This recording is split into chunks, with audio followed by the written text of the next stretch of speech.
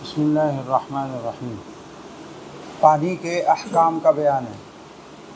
پانی کب پاک ہوتا ہے، کب ناپاک ہوتا ہے، وہ احادیث اس باب کے ذیل میں صاحب مشکات تخریج فرمائیں گے۔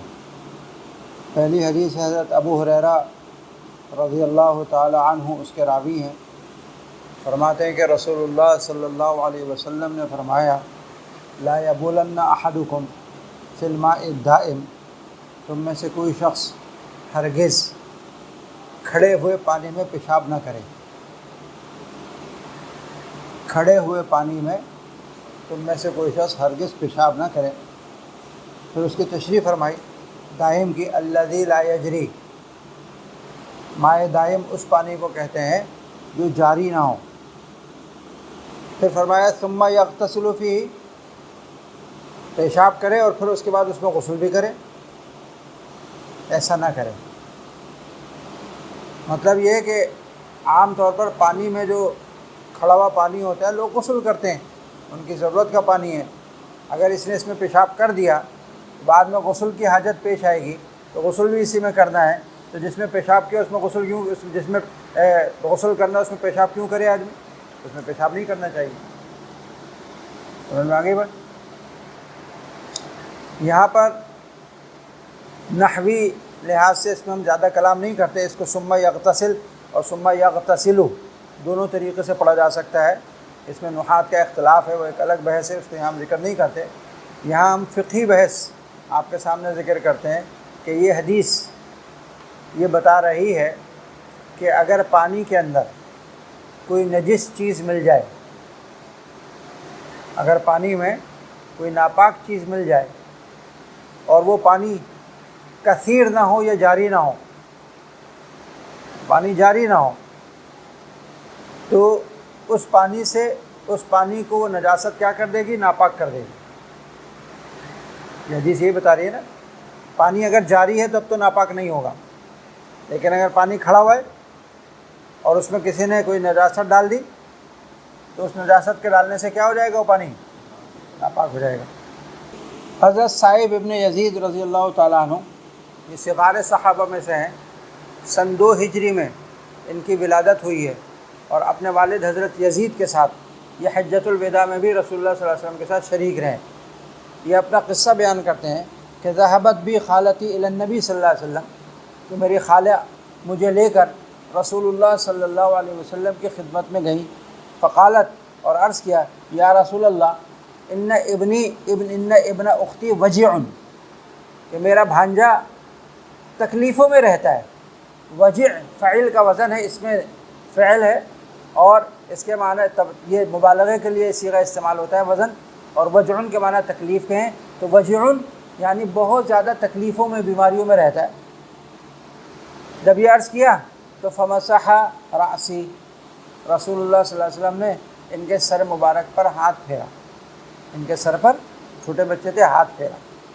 یہاں رک کر یہ بات سمجھ لیجئے کہ چھوٹے بچوں پر شفقت کے اظہار کے لیے سر پر ہاتھ پھیرنا مستحب ہے۔ اظہار شفقت کے لیے چھوٹے بچوں کے سر پر ہاتھ پھیرنا کیا ہے؟ مستحب ہے۔ رسول اللہ صلی اللہ علیہ وسلم نے حضرت صاحب کے سر پر ہاتھ پھیرا نہیں پھیرا؟ تو یہ جو سر پر ہاتھ پھروانے کا ہمارے یہاں رسم اور رواج اور طریقہ ہے، یہ بے اصل نہیں ہے۔ چھوٹے اپنے بڑوں سے سر پر ہاتھ پھرواتے ہیں نا، تو یہ بے اصل نہیں ہے، اس کی اصل یہ ہے حدیث۔ فمسح برأسی، حضرت صاحب ابن یزید رضی اللہ تعالیٰ عنہ، ان کے بڑھاپے میں داڑھی کے بال سفید ہو گئے تھے، سر کے بال سفید نہیں ہوئے تھے۔ تو لوگ پوچھتے تھے ان سے کہ یہ کیا بات ہے؟ ہم تو یہ دیکھتے ہیں کہ جب آدمی کے بالوں پر سفیدی آتی ہے تو پہلے سر کے بالوں پر آتی ہے، پھر داڑھی کے بالوں پر آتی ہے۔ آپ کے تو داڑھی کے بال جو ہیں وہ سیاہ سفید ہو گئے، سر کے بال سفید نہیں ہوئے۔ تو وہ فرمایا کرتے تھے سفید نہیں ہوں گے، اس لیے کہ ان پہ رسول اللہ صلی اللہ علیہ وسلم نے اپنا دست مبارک پھیرا ہے۔ آگے بات، فمسح برأسی، رسول اللہ صلی اللہ علیہ وسلم نے میرے سر پر ہاتھ پھیرا، ودعا لی بالبرکہ، اور میرے لیے رسول اللہ صلی اللہ علیہ وسلم نے برکت کی دعا فرمائی۔ ثم توضأ، پھر آپ صلی اللہ علیہ وسلم نے وضو فرمایا، فشربت من وضوئہ، اور میں نے آپ کا وضو کا پانی پیا۔ اب وضو کے اندر 2 احتمال ہیں، ایک تو یہ کہ بچا ہوا پانی وضو کا برتن میں جو بچ گیا، اور دوسرا یہ کہ اعضاء مغسولہ، جو وضو کرنے کے بعد اعضاء سے پانی جو ٹپکا وہ پیا۔ شراح نے فرمایا دوسرا احتمال زیادہ راجح ہے، اس لیے کہ یہ اپنی خالہ کے ساتھ یہاں آئے ہیں بیماریوں کی دعا کرانے کے لیے اور بیماری سے شفا حاصل کرنے کے لیے، اور رسول اللہ صلی اللہ علیہ وسلم کے وضو کے پانی میں شفا کی تاثیر بمقابلہ بچے ہوئے پانی کے مغسولہ اعضاء کے پانی میں زیادہ ہے۔ بچے ہوئے پانی میں بھی شفا کی تاثیر ہے، لیکن جو اعضاء سے مغسول ہو کے پانی آئے، آپ صلی اللہ علیہ وسلم کے جسم اطہر سے مغسول ہو کے پانی ہے، اس میں شفا کی تاثیر زیادہ ہے۔ تو اس لیے بظاہر وہ پانی جو آپ کے اعضاء سے دھلا تھا وہ حضرت صاحب ابن یزید نے پیا تھا۔ کہتے ہیں ثم قمت، چھوٹا بچہ تھا میں، 2 سال کا 3 سال کا، تو میں کھڑا ہو گیا خلف ظہرہ ہی، نبی کریم صلی اللہ علیہ وسلم کی پشت کی طرف، فنظرت الی خاتم النبوہ، تو میں نے مہر نبوت دیکھی۔ یہ مہر نبوت رسول اللہ صلی اللہ علیہ وسلم کی پشت پر بائیں طرف کو مائل تھی اور قلب کے محاذات میں تھی، بائیں طرف کو مائل تھی اور قلب کے سیدھ میں تھی، جہاں دل ہوتا ہے نا انسان کا، اس کی سیدھ میں تھی۔ اور یہ رسول اللہ صلی اللہ علیہ وسلم کی علامات نبوت میں سے ایک علامت تھی۔ یہ وہی علامت ہے جس کو دیکھ کر حضرت سلمان فارسی رضی اللہ تعالیٰ عنہ ایمان لائے تھے۔ حضرت سلمان فارسی کی اسلام کا قصہ آپ دورہ حدیث میں تفصیل سے پڑھیں گے کہ جب وہ آئے تو جب گفتگو ہو چکی تو پشت کی طرف جا کر بیٹھے، یہ دیکھنے کے لیے کہ آپ کی پشت پہ مہر نبوت ہے یا نہیں۔ تو رسول اللہ صلی اللہ علیہ وسلم نے چادر مبارک ہٹا دی تاکہ وہ مہر نبوت دیکھ لیں۔ تو یہ علامات نبوت میں سے تھی جو تورات اور انجیل میں اور کتب آسمانیہ سابقہ کے اندر رسول اللہ صلی اللہ علیہ وسلم کی علامات ذکر کی گئی تھیں، ان میں سے ایک علامت یہ بھی تھی، یہ وہ مہر نبوت ہے۔ دوسری بات اس کے بارے میں یہ سمجھ لیجئے مہر نبوت کے بارے میں کہ اس میں اختلاف ہے علماء کا کہ یہ مہر نبوت پیدائشی تھی یا بعد میں آئی۔ جمہور کا رجحان اس طرف ہے کہ پیدائشی تھی۔ حافظ ابن حجر رحمۃ اللہ علیہ کا رجحان اس طرف ہے کہ جب شق صدر ہوا تھا، رسول اللہ صلی اللہ علیہ وسلم کا سینہ مبارک 4 مرتبہ چاک کیا گیا ہے اور قلب مبارک کو نکال کے زمزم سے دھو کے اور علم و حکمت سے سینے کو بھر کے دوبارہ سیا گیا ہے، اور یہ واقعہ 4 مرتبہ ہوا ہے۔ تو فرماتے ہیں کہ جب شق صدر ہوا تھا تو شق صدر کے بعد جب سینہ سیا گیا تو یہ مہر نبوت اس وقت لگائی گئی۔ یہ حافظ ابن حجر رحمۃ اللہ علیہ کا خیال ہے، ورنہ جمہور کی رائے یہ ہے کہ یہ پیدائشی طور پر تھی۔ تیسری بات یہ سمجھ لیجیے کہ مہر نبوت پہ کچھ لکھا ہوا تھا یا نہیں، اس میں بھی اختلاف ہے۔ بعض حضرات کی رائے ہے کہ کچھ نہیں لکھا تھا، بس یہ خوبصورت سی ایک مہر تھا، گوشت کا ابھرا ہوا ٹکڑا تھا جو بہت دیکھنے میں بھلا اور خوبصورت لگتا تھا۔ اور بعض حضرات کی رائے ہے کہ نہیں، اس پر لکھا ہوا تھا محمد رسول اللہ، بعض نے فرمایا اس میں لکھا تھا سر انت منصور، چلو جہاں جاؤ گے تمہاری مدد کی جائے گی، یہ لکھا ہوا تھا۔ بہرحال اس میں بھی علماء کا اختلاف ہے۔ آگے فرماتے ہیں مثل ذر الحجلہ، اس کی ساخت، اس کی مقدار وہ کیسی تھی؟ کہتے ہیں کبوتر کے انڈے کے برابر، چکور کے انڈے کے برابر۔ چکور ایک پرندہ ہوتا ہے، اس کو حجلہ کہتے ہیں، اس کے انڈے کے برابر جو تھی وہ اس کی مقدار تھی۔ چھوٹے پرندے کا انڈا ہو اتنی بڑی مہر تھی وہ۔ اور بعض روایتوں میں آتا ہے کہ یہ مسحری پر لگی گھنڈیوں کے برابر تھی۔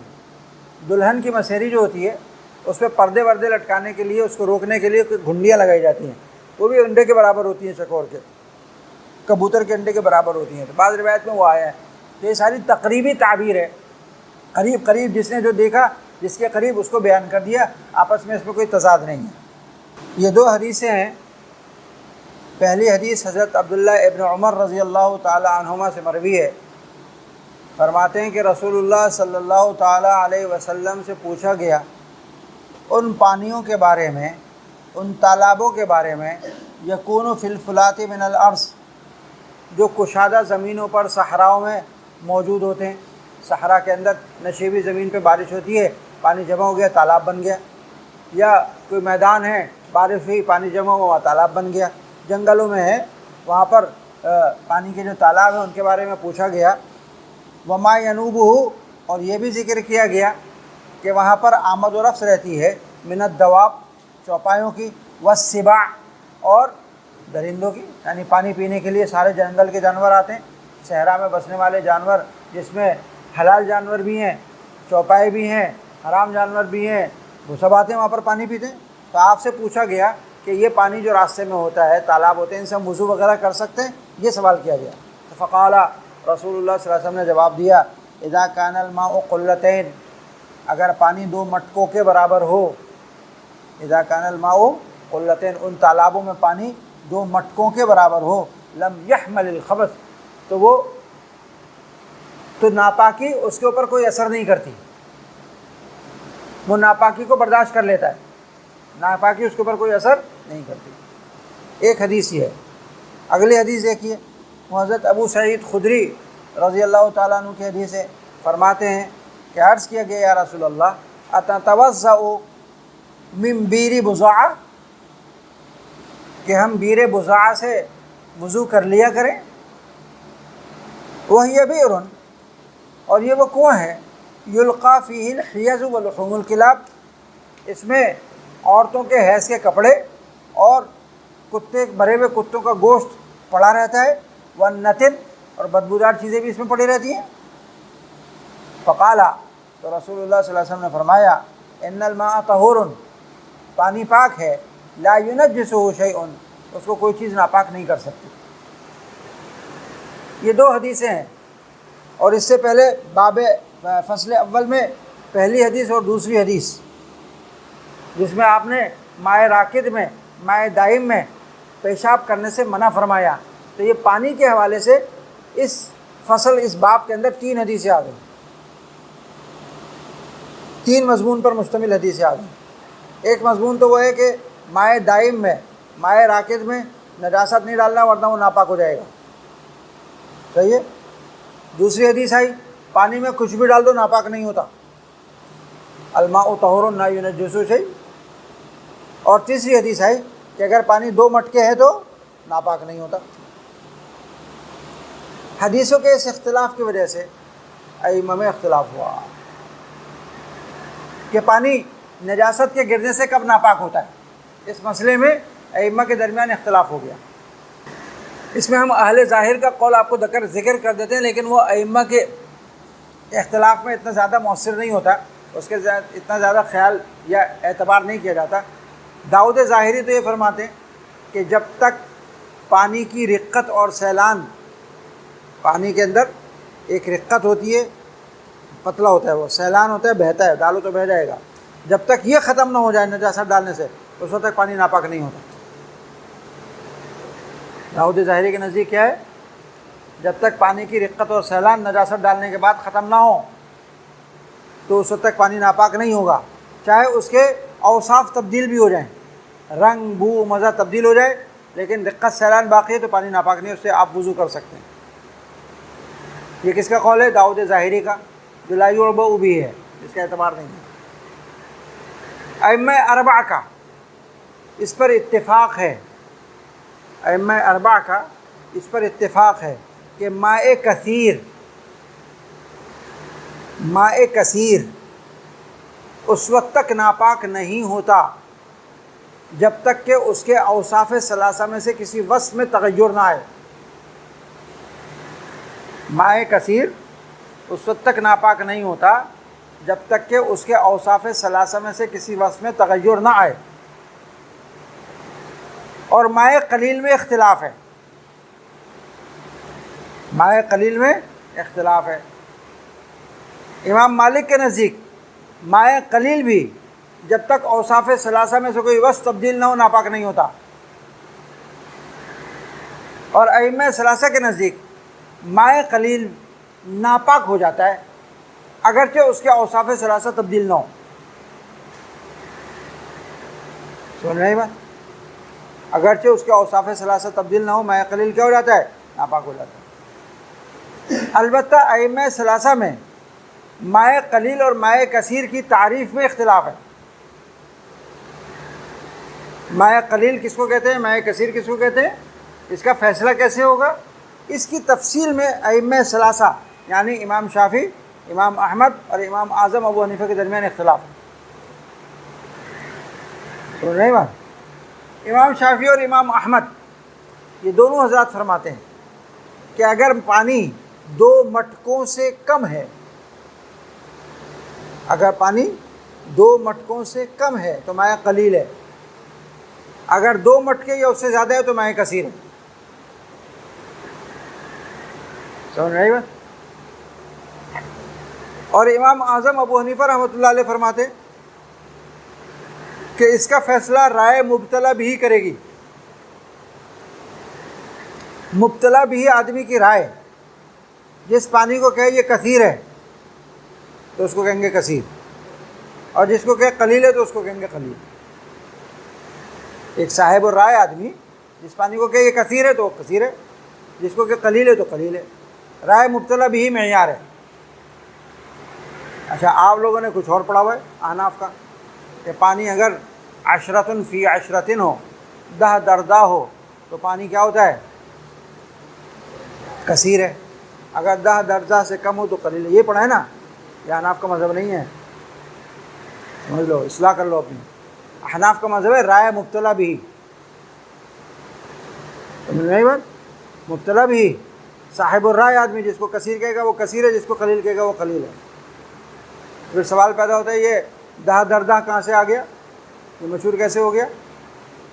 یہ مشہور اصل میں ایسا ہو گیا کہ امام محمد رحمۃ اللہ علیہ جس مسجد میں درس دیا کرتے تھے، ایک مسجد تھی اس میں امام محمد رحمۃ اللہ علیہ درس دیا کرتے تھے، تو ان کے ایک شاگرد ہیں ابو سلیمان جوزجانی رحمۃ اللہ علیہ۔ کیا نام ہے ان کا؟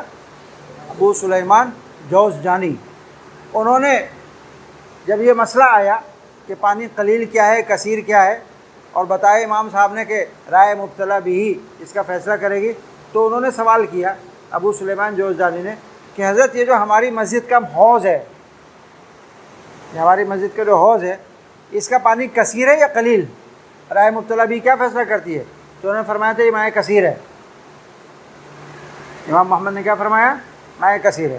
امام جوزجانی کہتے ہیں کہ سبق کے بعد ہم نے جا کے اس کو ناپا حوض کو، تو وہ 10 ہاتھ چوڑا اور 10 ہاتھ لمبا تھا۔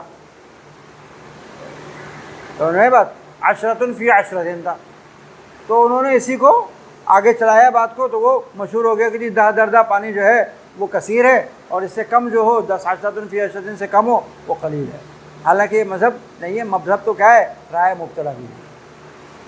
تو نہیں بات، بعض حضرات نے رائے مبتلا بھی کی تشریح بھی کی تھوڑی سی، اور کہا کہ جس پانی میں ایک طرف حرکت دینے سے دوسری طرف حرکت نہ ہو، مبتلا بھی اس کو کثیر کہتا ہے، اور ایک طرف حرکت دینے سے دوسری طرف حرکت ہو جائے مبتلا بھی اس کو قلیل کہتا ہے۔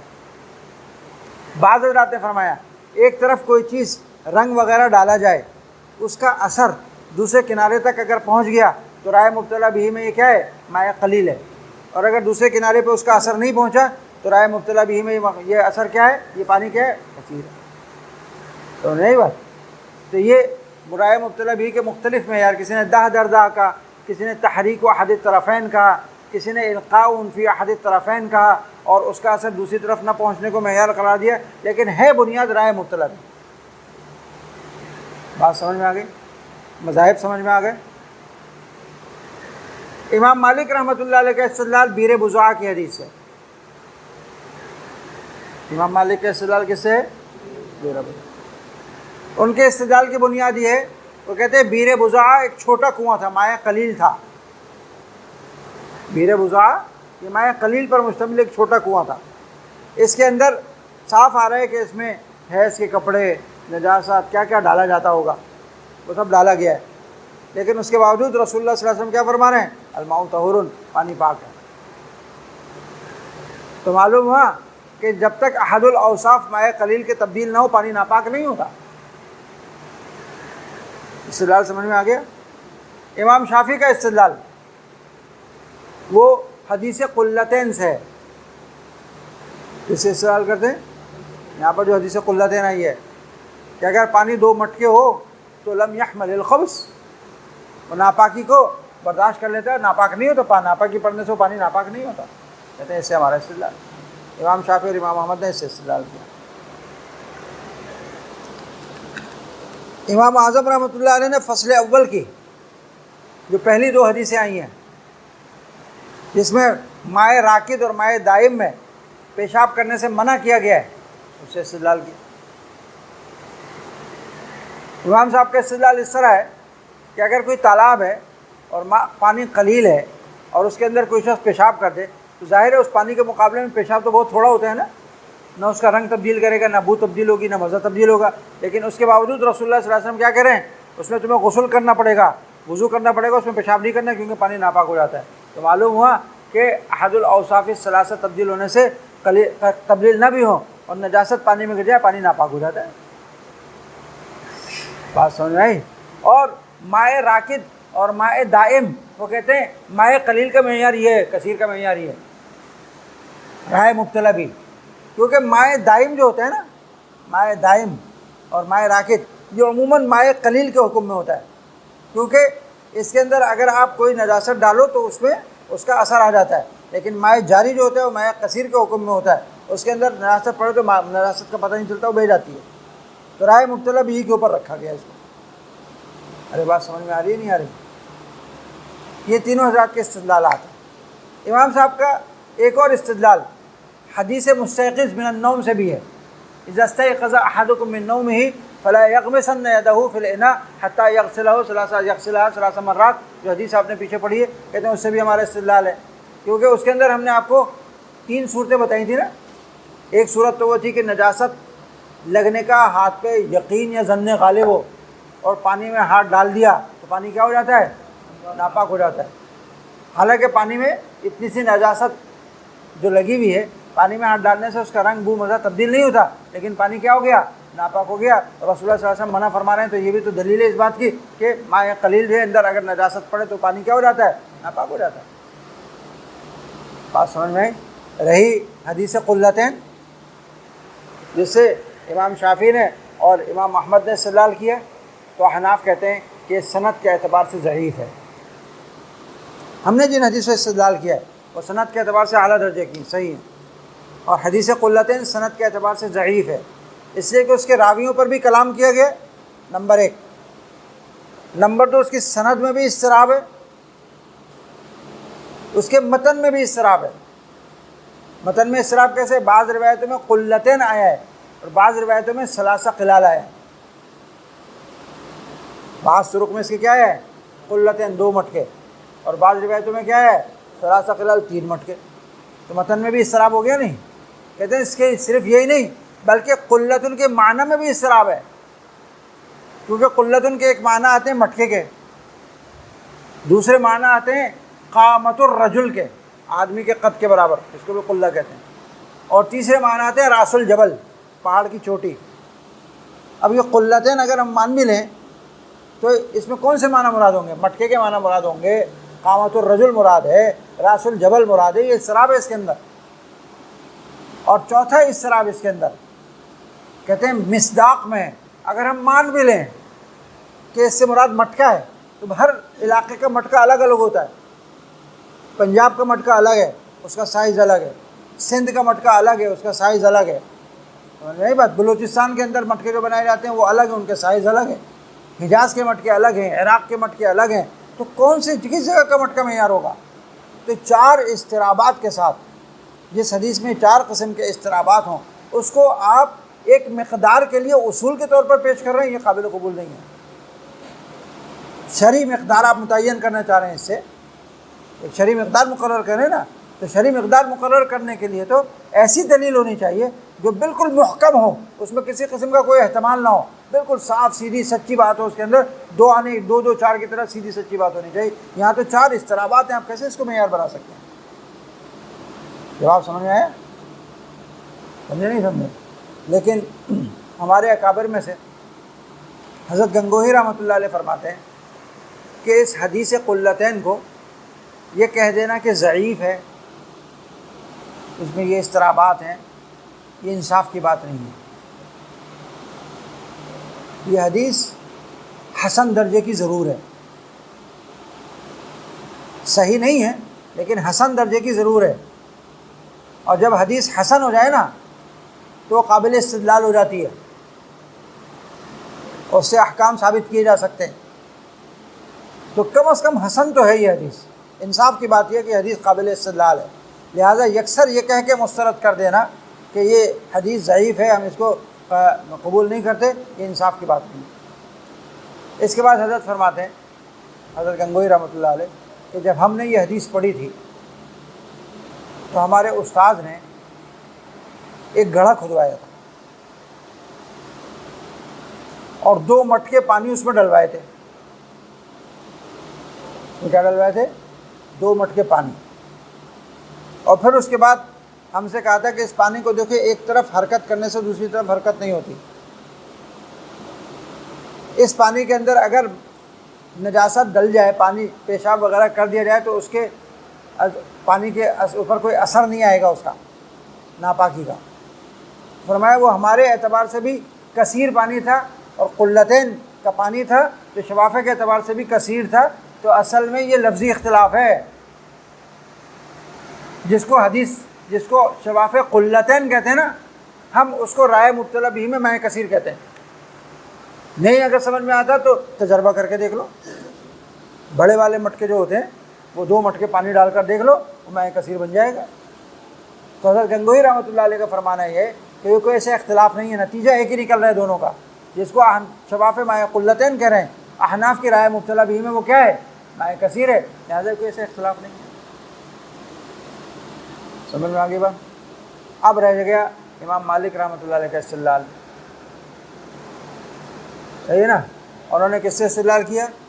بیر بضاع، حدیث بیر بضاع. یہ بیر بضاع جو ہے نا، یہ مدینہ منورہ میں سقیفہ بنی ساعدہ، محلہ بنی ساعدہ کے اندر ایک سقیفہ ہے، سقیفہ بنی ساعدہ.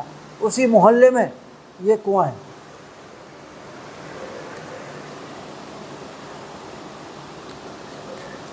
امام ابو داؤد رحمۃ اللہ علیہ نے فرمایا کہ ہم نے یہ کنواں دیکھا تھا جا کے.